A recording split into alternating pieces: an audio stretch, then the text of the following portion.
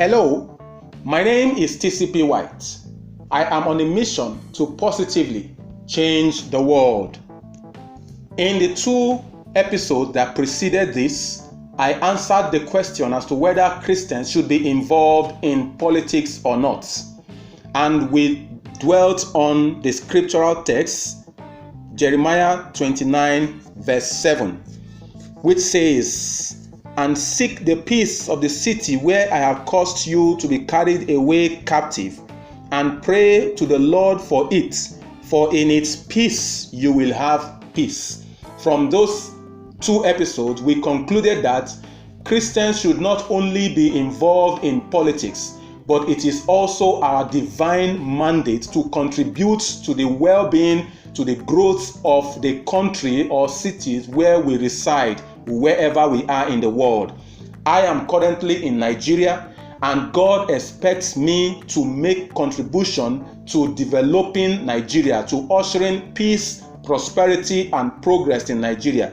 So, as a follow-up to those 2 episodes, I shall be titling this episode going forward, "Letter to Mr. President."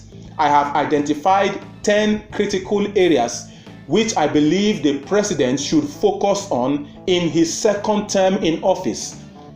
Doing so will endear his government to Nigerians and also usher Nigeria into an era of peace, prosperity, and progress.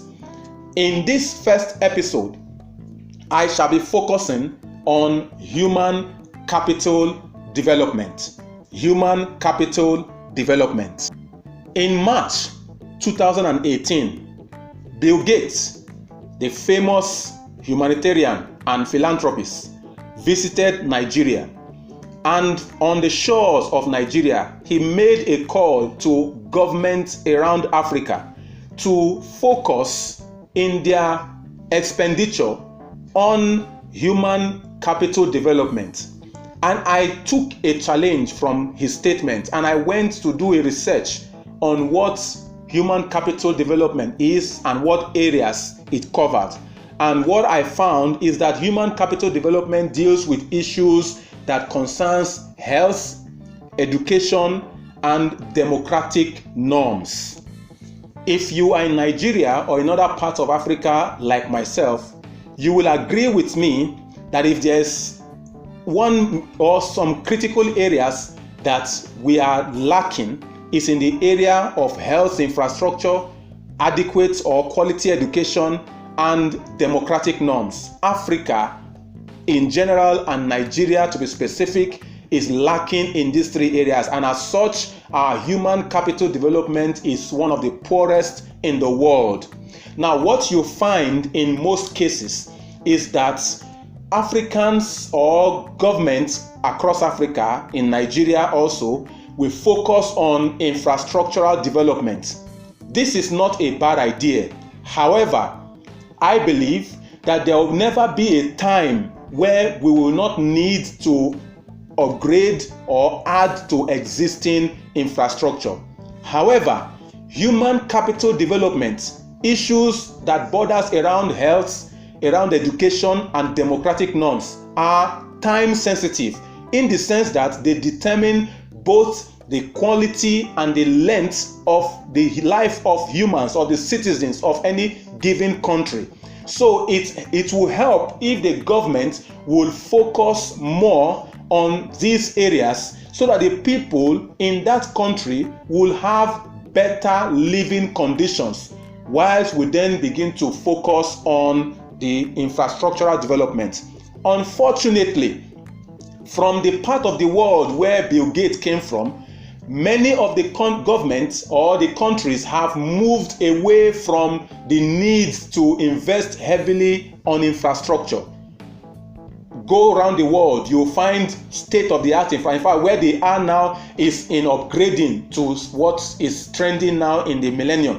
But you don't find government campaigning with, "I will build roads, I will build bridges, I will fix the power," because those things are a given where they are coming from. So what they are doing there is focusing on the areas where human capital will be developed. The reverse is the case in Africa and in Nigeria. You find out that from ages past, government upon government continue to use infrastructural development as campaign tools, campaign slogans, campaign promises, and even when they come into office, they do not do them. So it has left a huge deficit in the infrastructural needs of the day, of the country. And the argument of the government is that the previous administrations did not do so much in terms of infrastructure. For example, we are still building bridges in the 21st century. We are still talking about poor power supply. We are still talking about a lack of a refinery to refine our crude. All of these things are infrastructural needs, and they are real and pressing. But my argument here is that whereas this present government that will commence a second term in May 29, barring whatever the court says, has done well to some extent in bridging the gap in the need for the infrastructure. But there will never be a time where we shall not need infrastructure. But the people for whom you are building this infrastructure needs to be alive. They need to live quality lives so that they can enjoy the infrastructure when they come. So I will urge the government to do well, to focus on education, focus on health provision, focus on promoting democratic norms so that the people can continue to aspire, live quality lives, be alive to enjoy this infrastructure as they come. It is unfortunate this is where we find ourselves. I have argued severally with some other discussants wherever I find myself or find the opportunity to do so. If previous administrations have done their bit, the next administration will not have to repeat them. But what do we have? We do nothing, and even when we do them in such shoddy manner that it will not outlive us. So we are where we are today because of what we failed to do or did that were not good. But we continue to urge government to do the right things, and that is what I'm doing through this medium.